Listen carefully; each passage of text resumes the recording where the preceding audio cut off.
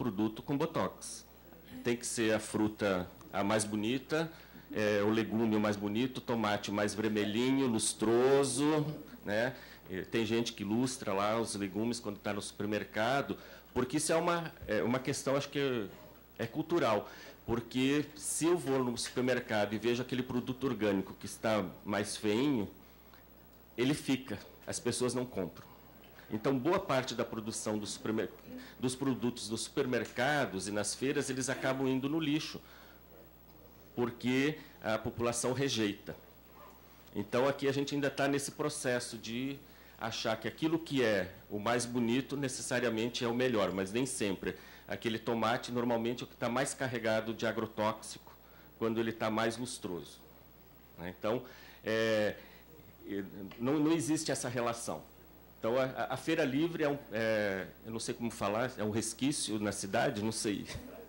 É uma tradição que se mantém aqui no Rio de Janeiro e São Paulo. Né? Mas o que...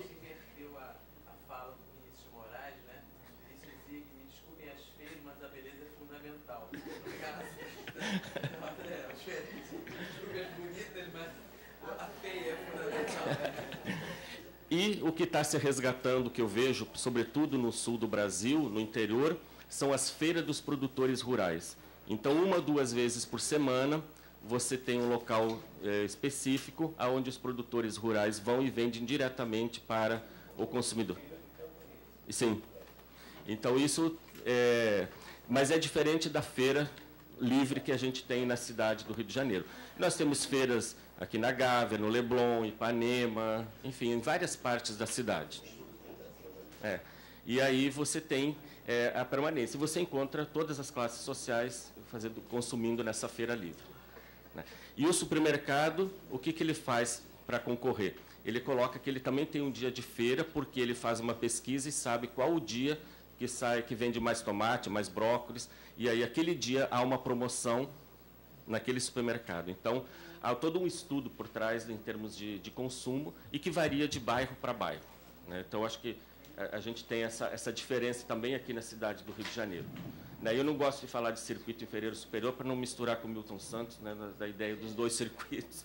Aí já é outra coisa. Carminha, isso é uma coisa que tem me angustiado, essa coisa do espaço rural. Eu venho há algum tempo pensando, e a gente tem chamado como espaço híbrido, porque você tem vários conteúdos hoje e entendo numa forma de complementaridade.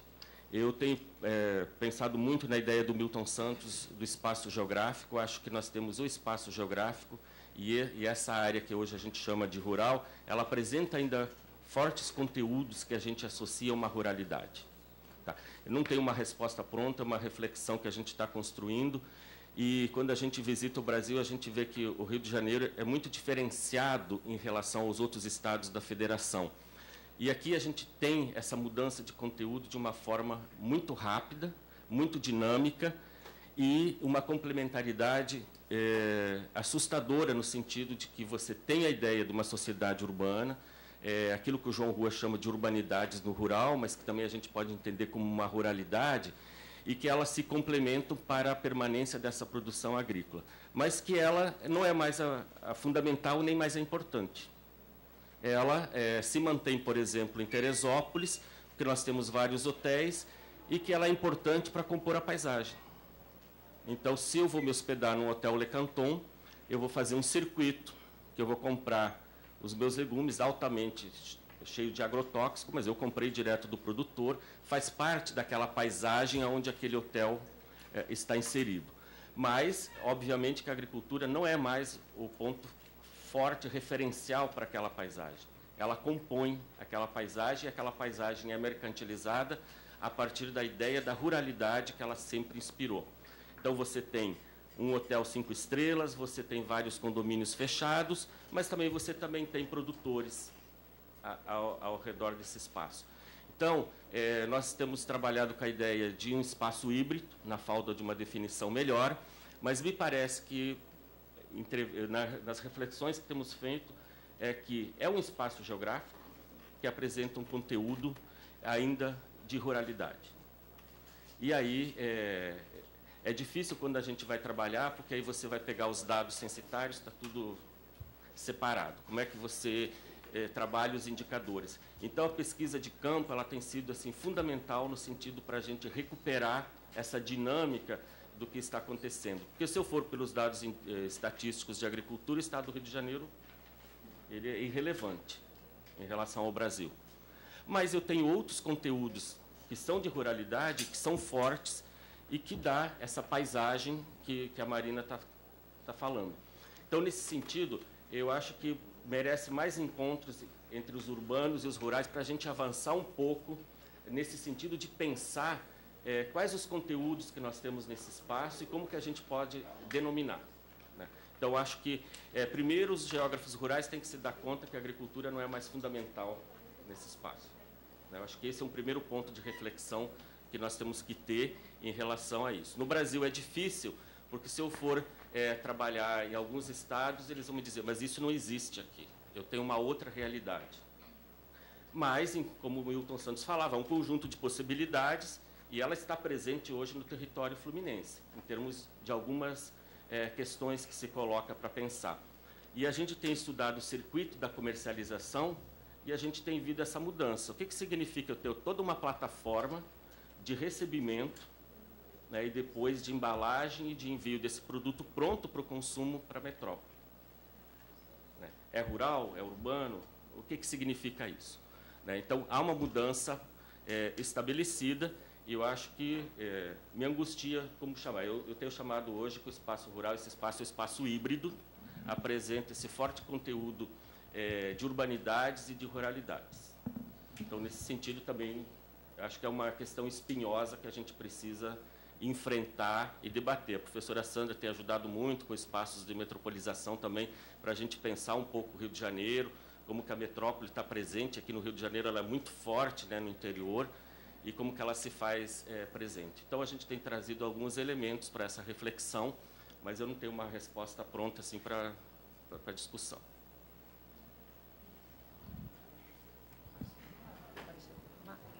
Eu também vou tentar dar uma passada nas questões que foram levantadas. Você, professora? Quando você faz a intervenção sobre a questão da segurança alimentar, da soberania, é essa questão que temos discutido diante desse modelo de agricultura que nós vivenciamos, sobretudo a região, né, que a gente trabalha a questão do Cerrado. E é o que nós sabemos que a agricultura familiar, a agricultura camponesa, que é responsável por essa produção, porque o agronegócio ele tem outros interesses. Então, isso que você coloca, essas duas chaves que eu anotei, a questão da segurança, a soberania, e a questão da relação agricultura e natureza, são importantes. Eu penso que isso vem até na linha que o professor, eu já li seu nome, professor Luiz, coloca sobre a questão do clima, porque eles não olham essas questões, acham assim, que o modelo que o clima é semelhante, que dá para... Inclusive, eu tenho um documento que fala que o clima se assemelha muito, que não tem problema, né, não tem conhecimento da questão para julgar um modelo que sabe que depois ele vai aparecer, vai dar problemas na frente com relação à questão ambiental. E quando foi o Prodecer, já pegando um pouquinho as duas questões, tem um momento que do Ministério das Relações Exteriores falava que o meio ambiente não era preocupação naquele momento em avaliar o Prodecer para implantar. Como não era? Porque estava devastando, ia devastar uma área, um bioma totalmente, né, equilibrado naquele momento, que tinha... Então, não era preocupação. Essas questões, eu vejo que necessitam mesmo de colocar pessoas com conhecimento para discutir, porque essa questão do clima é seríssimo.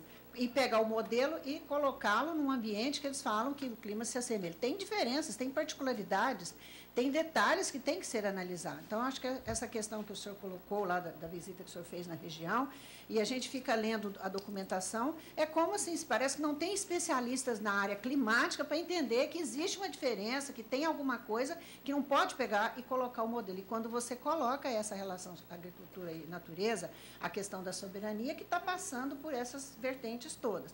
quando a Lúcia coloca do fórum, Lúcia, você me fez lembrar uns momentos muito pequenos, antigos, em Engas, que eu participei, em AGB, que a gente acabava fazendo no final, tinha um texto, e eu vivenciei uma fase da AGB muito grande com a reforma agrária, nós fazíamos, às vezes colocava, no Engas saiu alguma coisa. Eu vejo que essa colocação sua, nós teríamos que ter, os nossos encontros teriam que reverter, porque quando você pega esses materiais, por exemplo, que eu estava lendo sobre o ProSavana, e mesmo na época do PRODECER, as organizações, as entidades, as religiosas, não religiosas, eles fazem as cartas, enviam, distribuem e colocam. Eu tenho uma carta, essa que o grupo da FASE, mais não sei quantas organizações enviaram para os presidentes, para o presidente Dilma, para o do Japão e para a África. A carta é imensa, colocando os pontos que, se pelo menos não vão, mas chegou. Nós, às vezes, nós falamos no nosso encontro, eu concordo com você. Nós já tivemos essa fase que nos reunimos ao final para sair uma carta,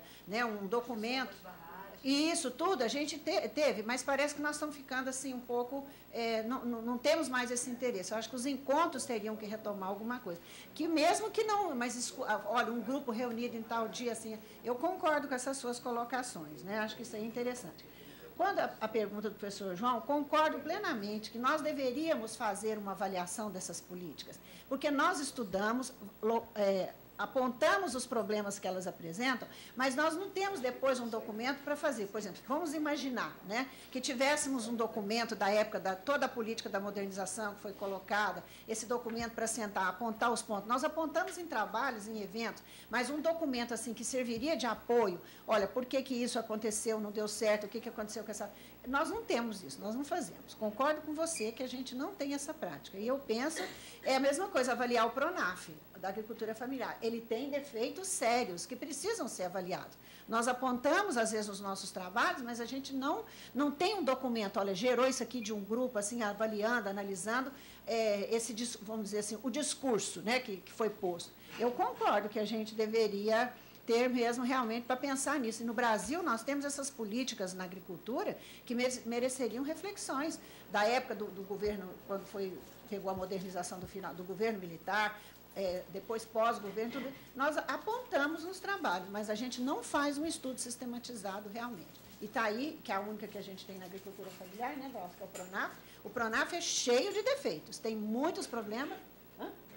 É modelo, ele serve de modelo, como o plano de alimentos está na África, das escolas que o Glaucio referenciou, já está em Moçambique, já estão levando esse plano da alimentação escolar, ele está sendo levado. Ele tem alguns defeitos, não vamos colocar que não tem, ele apresenta. Eu acho que a gente teria mesmo, esses encontros estão servindo, viu, Álvaro, para a gente ter muita tarefa para fazer depois. E a questão que a Carminha coloca, eu também tenho refletido, Carminha, um pouco nessa questão, e junto com isso me vem, eu acho assim, nós estamos vivendo um momento que muitos dos nossos conceitos, das nossas categorias, sofreram muitas transformações em termos do que aconteceu, vamos colocar o rural, né, os acontecimentos do rural, que às vezes aquela questão clássica que a gente trabalhava já não dá mais para avaliar hoje, com tanta modificação, com tanta transformação, como o Glaucio colocou.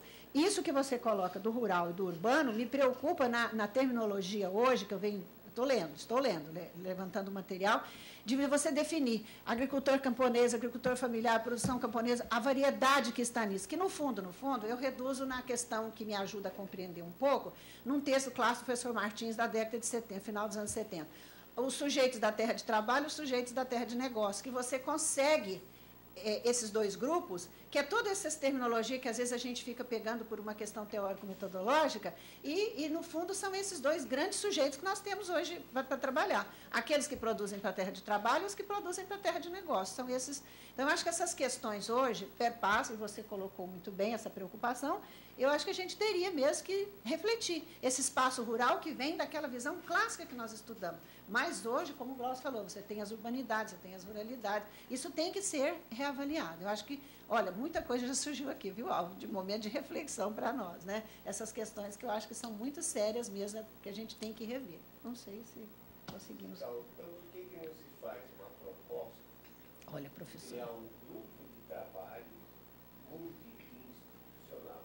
Vai refletir, né? Para avaliar, por exemplo, o PRONAF, para avaliar o PRODECER, e certamente esse grupo de trabalho ele teria financiamento de organismos como o CNPq,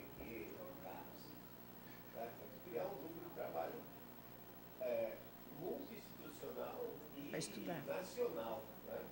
Que cada um avaliasse em sua região esses aspectos que são cruciais para o sucesso ou não de programas como esse. Que merece, tem que ser avaliado. Isso é muito importante. Allora, è vero, come io non conosco i nomi, lei diceva sì, ho tenuto molto da parte il discorso della natura, e questo d'altra parte è la mia formazione. A un certo punto in geografia in Italia si è cominciato a tenere un po' da parte il discorso fisico, dell'ambiente fisico, perché, e allora Giuseppe De Matteis o Bernardo Secchi sono i nostri maestri, che hanno portato la geografia sistemica, e allora tutto quello che è fisico è determinismo, era determinato, adesso sto esagerando, ma si è un po' schematizzato così, e quindi bisogna considerare il sistema e allora tutto quello che interagisce in un sistema. Però, quindi questo d'accordo, sono d'accordo, l'ho tenuto molto da parte per la mia formazione, e poi perché però è proprio la filiera dell'alimentare urbana, il circuito filiera, io credo che voi diciate, sì, alimentare metropolitana, è proprio un esempio di esperienza nuova che va a recuperare molto. Si sta studiando adesso, che è una novità, si sta studiando nella città, nelle aree metropolitane, l'uso delle acque, del suolo, e quindi tutto quello che è l'ambiente fisico finalmente viene preso in considerazione in maniera funzionale, operativa, no? Per inserirlo in un progetto. Quindi questo è un discorso anzi moderno, tutt'altro che vecchio e deterministico, ma insomma adesso questo discorso viene riacquisito come è giusto che sia, no? E stanno proprio confluendo in questi nuovi circuiti, questi nuovi percorsi sono importanti anche per questo, perché dal punto di vista metodologico stanno reimpostando un po' anche il nostro atteggiamento. Quindi grazie della domanda, è un'occasione. Poi lo spazio rurale, due parole. Lo spazio rurale, chi l'aveva chiesto? Forse questa signora. Sì, lo stesso discorso, no? Spazio rurale, limitativo, si potrebbe dire che servono termini nuovi. Allora sono d'accordo con Glausio quando parla di spazio ibrido, si parla in questi termini.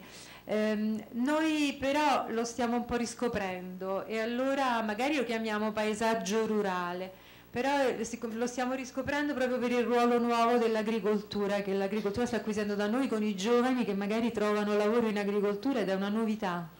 Allora l'agricoltura da attività che era tradizionale, che sta diventando invece una nuova attività, in Italia sta diventando una risorsa di primo piano. Quindi spazio rurale, magari paesaggio rurale, ma non credo che sia da mettere da parte come termine. È importante, ha tutta la dignità teorica e operativa. Allora la politica, il paesaggio come prodotto politico. Lei dice il paesaggio è fatto dall'agricoltura, dall'industria, da tutti i processi, no, ben visibili, ben materiali. Il discorso è anche lì la nostra formazione. Per paesaggio, quando diciamo prodotto politico da vendere, la Convenzione Europea del Paesaggio ha creato un po' un'immagine di paesaggio soprattutto come prodotto immateriale, e allora come esperienza. Certamente il paesaggio fisico è fatto da agricoltura e da altri processi economici, ma anche poi sociali, soprattutto culturali e di comunicazione. Allora in questo senso è un prodotto nuovo che va oltre i processi strettamente economico-produttivi, finanziari e via dicendo. L'esempio è anche la Toscana, che come dicevamo prima è vero, la Toscana sta proponendo degli spazi che sono verdi, che riproducono d'immagine quello che sono stati per tanti anni, ma l'agricoltura è praticata in modo marginale, molto temporaneo, magari stagionale. Certo le colture, le grandi coltivazioni, la presenza degli alberi, quello non può essere stagionale, però ecco, non ha più quell'intensità,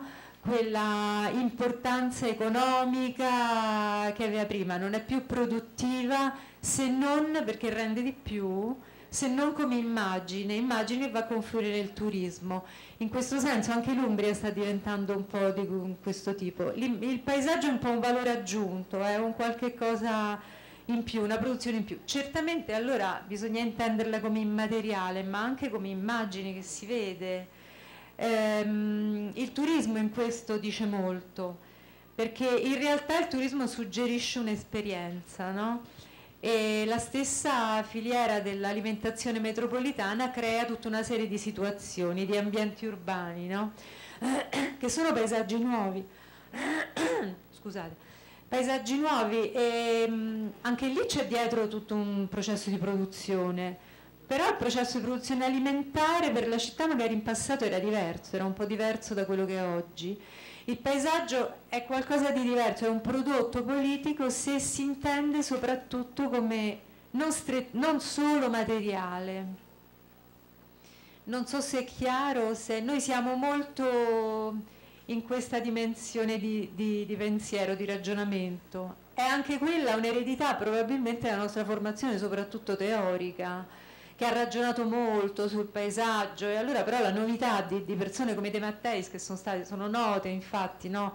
In paesi stranieri, Beppe De Matteis è un caro amico, uno dei più grandi geografi torinesi, ora da poco tempo in pensione, ma lui però è uno dei migliori, dei maggiori, che hanno contribuito a dare al paesaggio questa connotazione non solo strettamente materiale.